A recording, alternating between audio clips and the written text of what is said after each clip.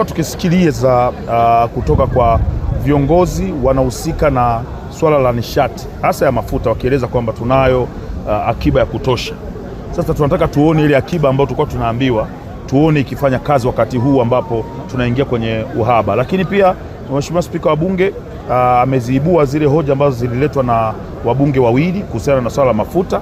Kwa tunategemea tutapata ripoti kutoka kwa waziri husika kuhusiana na swala la namna bora ya kuweza kudhibiti ukuaji wa bei au mfumuko wa bei ya mafuta katika nchi yetu ya Tanzania, kwa sababu tunajua huu ndo muda pekee ambapo sasa ile akiba ambayo tunasema tunayo akiba ya mafuta unatakiwa utumike, kwa sababu tunaenda kwenye janga. Kama hawa watu hawataacha kupigana, tafsiri yake tunaenda kwenye janga ambalo tunataka tukajikuta mafuta kama wasipodhibiti vizuri, tutajikuta lita moja tunanunua 10,000 mpaka 12,000, ambao haiwezekani katika nchi yetu.